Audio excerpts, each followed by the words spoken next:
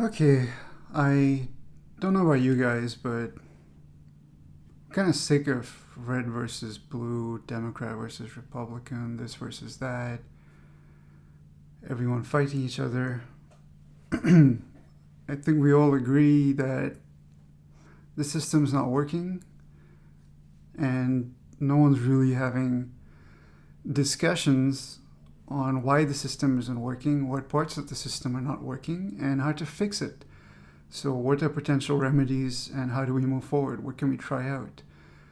I see a lot of shouting matches. I see a lot of, hatred, a lot of camps being formed. This person hates that person, and just a lot of noise and almost no content. And I don't really watch YouTube science shows that much because they're not really that informative, to be honest. But I used to watch Sabina a little bit. I agreed with some of her points on the limitations of the traditional scientific establishment. But then I did find that her understanding of economics is a little low, and her understanding of the American ecosystem is kind of what she grew up with maybe in the 80s, so it's really outdated. And her failure to understand what's really happening in the macroeconomic situation. And so I don't blame her for it. She's under a lot of stress, and she kind of went from hating academia to I'm going to love whoever gives me money, and without really thinking about maybe the reason why academia is suffering is because all of that money is being pooled somewhere, and that the pool that she's now worshiping is the reason why academia kind of did not evolve. And then you got people like Professor Dave who are just seem to be panicking with this inundation of flat earthers and the death of science in America. And he's attacking everyone, so it's just an attack on everyone that seems to be anti-science or anti-establishment and anti-traditional academia. Again, without really taking the time to learn about the greater macroeconomic impact and how it came about, why it's coming about, and can we have a reasoned discussion? So, in effect, both of them are equally non-scientific. Jumping to conclusions and just sticking with their own conclusions and not being open to listening. So it's kind of similar with some scientists who are very anti-UFO. I think there's plenty of evidence out there right now, so it kind of belies belief for scientists in this day and age. If you're a scientist and you're saying you don't understand or you don't believe that there are, phenomena we don't understand, then you're not being a good scientist because you've not done your due diligence, you haven't done your research. So you have to say from within the limited scope of what you've seen, and again, when scientists talk about science, they talk about it as if it's hard fact, this is it, it cannot be challenged. And if you look 100, 200 years ago, it's always kind of been that way with the establishment. So, 100 years ago, scientists thought they'd pretty much figure out everything. Only little things here and there. We just need to paint the mailboxes. Boom. You had general relativity, special relativity, or quantum mechanics. The entirety of science was blown open. And so we're kind of in that same position right now where you do have these hardcore scientists who are like, oh, we've pretty much figured out everything, just a few things painted over here and there. But there are these dramatic anomalies where, again, we don't understand cosmology, large parts of the cosmology. We don't understand dark energy or dark matter. We don't have verifiable theories, testable theories. And so, when you speak as a scientist, it's kind of non-scientific to say that, this is how it works. So, for example, even if you talk about planetary formation, you have to be honest with the public. I know we're all petrified of anti-science and the flat earthers, so they're petrified of saying this and being authentic scientists. But I think the only way to get them on board is to be authentic scientists and to say, according to our theories as we currently understand them, according to our current theories, they are open to change. Everything is open to change. This is what's testable. This is what we've tested. This is what we know so far. And so again, as a physicist, someone who's got a PhD in quantum physics, the absolute limit on the speed of light is the fastest anyone can travel. That's currently what we know so far. That's just the nature of science, the nature of physics. Something is an absolute limit until suddenly it's not. There's a more sophisticated, more elegant, more complex theory that comes out, and then you understand, we live within certain limits. So when that bigger theory comes into a limit, this is what we were operating under. So the same way Newtonian mechanics kind of is spat out when you take special general relativity and introduce certain limits. So in this limiting case, you have Newtonian mechanics. So you always have to be humble as a scientist and understand you're always operating within a time of slice. And, at the same time, when you're giving public conversations, you need to have a conversation with yourself first and be honest. Do you believe that the purpose of the Enlightenment, of, Western freedom of expression and democracy and all of that stuff is so that we're working towards a more enlightened society? Or do you believe that there's always going to be an overwhelming amount of stupid people, and no matter how much technology and education you put out there, we need to manipulate and patronize and, keep them in the dark, just treat them like mushrooms? Depending on what your philosophy is, that's how you engage your, your viewers. And from that perspective, when I sit down and I watch YouTubers, it's very clear what their operating principles are. So do they believe humans can be a more enlightened species, that we can live in a better world, that, a certain socioeconomic structure that was valid and the best option for a certain slice of time where we had limited resources, even for education, is no longer the optimum socioeconomic policy once you have passed a certain, border of technological innovation and resource, the ability to obtain and process resources. So from that perspective, it kind of makes sense to me that as we develop more our technology and have access to more resources, we're able to push out individualism more. And so we're kind of headed towards a more socialistic society. That's how I operate. That was my motivation for joining science and working on technology, was always and to pretend that I'm living in the future.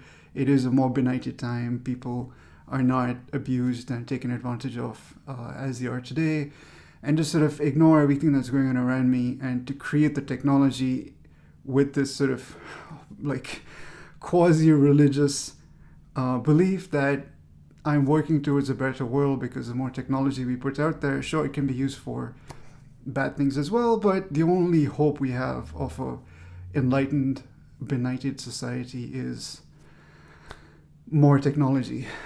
And it just feels that the US has kind of fallen apart into these camps. And it's hard watching any news because it doesn't matter whether you're of the blue variety or the red variety. You have propaganda, and it's very clear propaganda and easy to see. So I understand people from either camp that get enraged by the propaganda machine of the other camp, right? Because it's propaganda and they deliberately trigger in order to keep people fighting and to keep people triggered, again, treating everyone as mushrooms. So it's very clear from the established media of the American society what the people that control the media, how they sit and view the American population and the future of mankind, is that you will always, no matter how much technology you have, you need to treat people as mushrooms and manipulate them and take advantage of them. So it's really just a philosophical belief. It's a faith at some point. What you would like to see as the future of humanity and then work towards, right? So for me, I believe that in enlightened society, it's really uplifting, a better world for everyone, where life is not as painful, it's more fun, you can be curious, you can do all these things, you can still have drama and all of that good stuff, but it's not as deadly and dangerous, right? And so from that perspective, even if it's not possible, we don't know it's not possible, and so it's worth trying for from that perspective. But then when I kind of see U.S. news, it's very clear that they've made up their mind, in their opinion, it's not possible. And so we're not even going to try. So that's the irony of the U.S. system, is that they use the word freedom so often, whether you're blue or red. The word freedom is used to take away your freedoms.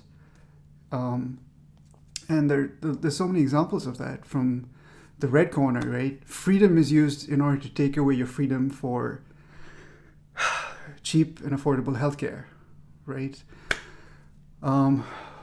From the right, from the blue camp, the word freedom is used again in order to remove your capacity to actually produce anything, right? So that's the difference in the blue camp, and this is something it took me a while to understand, is the difference between the concept of liberalism and progressives. And again, these are just words, they're just labels, but as a rough sort of umbrella term, liberals are those, kind of like Obama, who believe big words and fancy sentences and saying nice things, those are what's going to inspire people, and that will change everything, and I'll wear the right shirt and wear a shawl and take the knee, and people can fix themselves, kind of thing. So they're kind of more Republican leaning in that sense, right? Like, I'll just say nice things and you fix it yourself. So those are liberals. They don't actually believe in making significant policy changes to help people, right? Whereas within the blue camp, progressives are those who believe in actual policies, actual actionable steps that politicians can take, right? So it's something for you to kind of understand and just say, like, hey, where we're sitting right now, this is the ecosystem we live within. So what's the best shot that we have within this current political system? Because to beat the political system, you have to win the political system to change it. That just seems, unless you want something like the French Revolution, that just seems to be the way that we're going to move forward. So it's really hard. You turn on YouTube, everyone's fighting each other. No one's really coming up with any solutions, any ideas of how to move forward.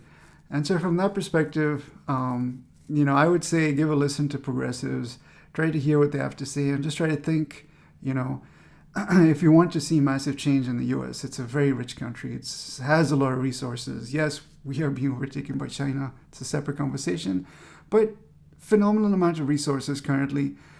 And especially if you believe in UFOs and everything, it seems that there have been, decade-long efforts to reverse engineer UFOs. There's a lot of information over there. So who knows how much technology can be available to all of us, right? So from that perspective, shouldn't we try to get people elected, no matter what the respective parties have to say about them, who are saying, I will go in and I will vote for policy change, right? I will vote to make your life easier, right? Because that's what we all need right now, is an easy life. Now, if you're on the right side and you believe in the Ubermensch and Superman and all of that, let me just give you a certain point of view that you may not have considered, which is, why did we outsource all of, and I know this hurts you the most, why did we outsource all of our manufacturing to China so cheaply?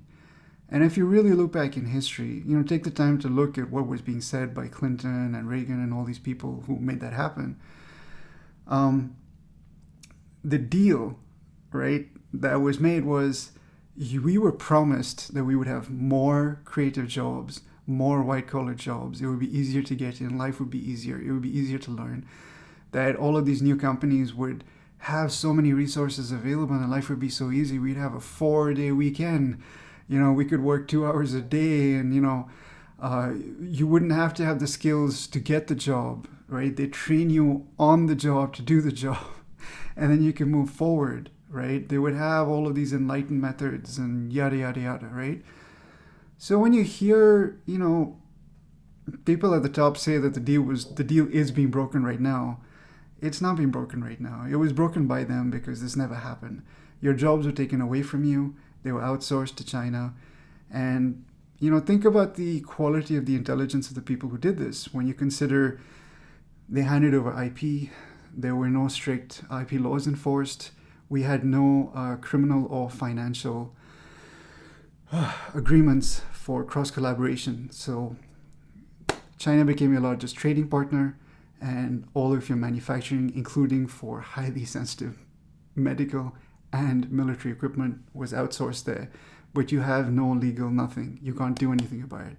So police officers over here, law enforcement, are completely powerless in China. And this was signed by the people who made this happen. So consider the quality of the intelligence of the people who made this happen. And then again, consider the quality of the intelligence of people currently who are saying it was a great deal, we should keep moving forward, and you need to work harder. You have 3 jobs, get 4 jobs. And I'm telling you, life is terrible right now. It's not just you. I have a PhD in quantum physics. I'm sitting in Silicon Valley. It is impossible for me to get hired.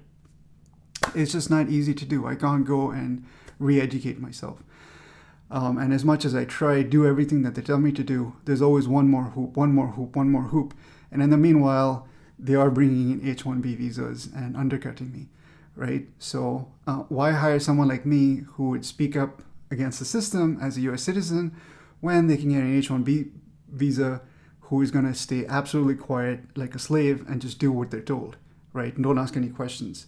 So these are questions for you to just ask yourself, right? Everyone is telling a little bit of the truth, but try to take a step back and look at the bigger picture, the holistic vision of America.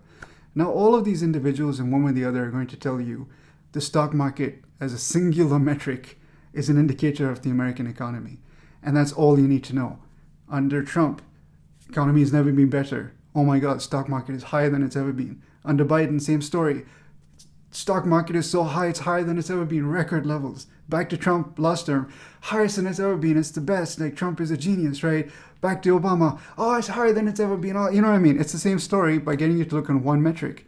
Now, if you go to the doctor and the doctor only looks at one metric, says, your blood sugar is great, you're fine, you've never been healthier, right? But you're looking at everything else and you're like, I'm overweight, I'm struggling, I can't breathe, The doctor's saying, don't worry about these other metrics like my lipids and, I've got hypertension and, high blood pressure. They're like, no, your blood sugar is great. That's all you need to focus on, and your blood sugar just keeps getting better and better and better. You would stop it, immediately, and you'd be like, this guy is, this guy is either very stupid or he's taking me for a ride. You'd find another doctor. So that's kind of like, it doesn't matter if you're red or blue, they do the same thing, right? So it's time for people to wake up and consider this, right? And there's a lot more to be talked about, a lot more to share on what happened with China, why this was done, why the deal wasn't made. And it boils down to greed. Rich people got used to their money and, why have one house when I can have 15? Oh, 15 houses feels great. Let's have 15 mansions. Oh my God, a mansion is awesome. Like, why didn't I get an island? I got one island. Let me get 4 islands, It just, humans are stupid, and especially the ones selected to get rich in America, from my experience, fit a certain profile, right? And that profile is not indicative of intelligence, okay? So there's a lot of talent over here, there's a lot of resources, which is why they were able to produce everything they were, despite not being incredibly intelligent people, right? So just consider that. If not highly intelligent people were able to create these companies and do so well, imagine what can be done in America if actual intelligent people were given a chance. Who knows, right? People who want to see an enlightened society, who want to share wealth, who want to see people on a 4-day weekend, right? Who want to see humans walk around with a sense of self-respect and have fun with their kids and family. That gives me joy. That gives people like us joy, is that idea and watching that, right? Because we have empathy. We're happy for you. That's what life is about, protecting that, right? Conversely, the people that you keep voting for are the sort of people who, when they see that, They smile and they say certain things, but what they're thinking is, that's a resource that's not being used. I want power over that person. I want to feel the power over that person, right? So anyway, just roughly, this is just random thoughts. I'm testing out a new system, just seeing if I can kind of get back in the game, get my head straight, and maybe by sharing and talking out loud, try to figure things out. I hurt my back really badly in 2014, 2015, and I kept trying to hide it in interviews and stuff, and came up with excuses and reasons why I couldn't take a job. But if I was in an airplane, I felt like I was being stabbed the whole time, so I just couldn't be in a car. I couldn't take sales positions. It was just not possible. And I went to a chiropractor. I went for sports massage. I did everything, and step by step kind of heal my back. That's why, as a side note, if you go to the gym, do not do barbell squats. I loved going to the gym and all of that, but just look at Mr. Olympia. There's so many examples. Barbell squats. Again, this is why America should be an intelligent place where people say, let's work intelligently and not grunt and, that's how those people got injured. That's how I got injured. Suck it up, whatever. Ruined my life. Okay? Barbell squats, all you need is one day, one moment, one split second where your form is not quite right, just once, and the rest of your life could be ruined. So think about that in terms of intelligence. Do you want to be doing an exercise that can do that for you so quickly, right? And that's how I view work in general, right? We can design work, we can design economies, we can design systems of employment that safeguard us, right? And don't damage us and make it so that we're living in the Hunger Games. Anyway, that's my story. If you do have back issues and stuff, best of luck to you. Avoid surgery. I've had so many nightmare stories. I avoided surgery and I managed to heal my back. The final step on my journey seems to be just resistance bands and just doing kickbacks and trying to just stretch out my lower back. And that seems to be creating space and allowing my back to get the oxygen supply it needs and the blood supply to heal and just reduce the aggravation, which is why I can sit here on this high chair for 20 minutes and very comfortably record this. I couldn't do that before. I couldn't sit for even a split second. When it happened for years, I couldn't even sleep at night. I couldn't sleep through the night. It was hard for me to even lift my leg to get into the shower. And I was very athletic growing up, and which is why I had the arrogance and the trust of the American system. The trust that these are the exercises you should be doing. And again, it's time for us to question those basics, go back to basics, create new basics that are safer for everyone. And let's start a discourse. Let's start a discussion. Let's not have debates anymore. It's not about winning or losing. Because when you enter the thing saying, I must lose if you win and I win if you lose, we all lose then. And that's, I grew up in a society like that. It was terrible. That society kept losing. Everyone lost. And I came to America because it used to be a place where people had discussions. People wanted to learn. People wanted to listen to the other side, right? That was the real freedom of thought, the real freedom of expression, the ability to sit back and the time to let yourself mull over and ingest the information and become a bit more insightful and smarter. And that doesn't really seem to happen anymore. And so let's have a discussion. How do we improve America? How do we improve the economy? How do we create better airplanes even though we don't have wind tunnels anymore? How do we create an infrastructure to create wind tunnels? Do we even need wind tunnels if there are these new methods of propulsion? How far did these secret programs go? Did they simply hack together different black boxes that they still don't understand, with alien reproduction vehicles, as they call them, these man-made UFOs? Or do they actually understand how to make it and it can be available for Americans in specific or, the world at large? Can we create a better system, a better world? We're not going to move forward in this until everyone comes together and agrees, whether you're red or blue, like, can we have clarity on the situation?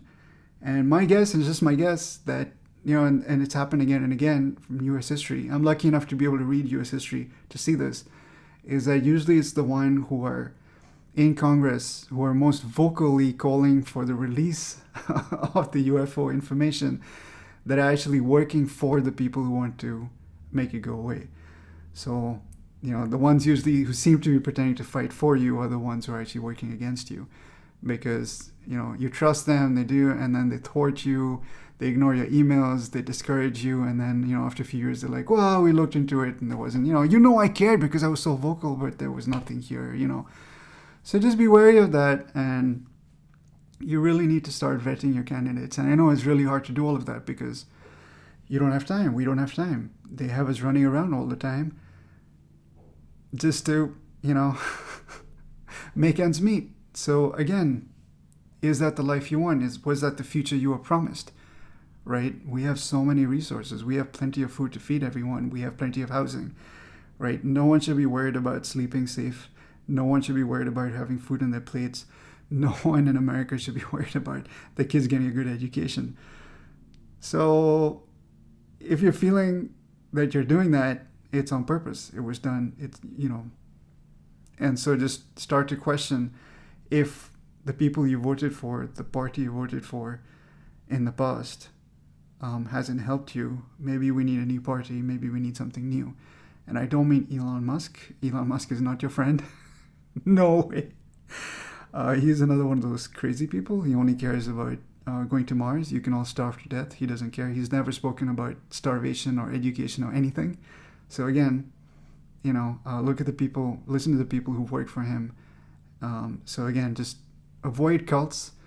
Let's have rational discussions with normal people, and let's try to empower ourselves for a better future and a better world and a better America. And what is freedom really? If you're struggling so hard, do you really have freedom?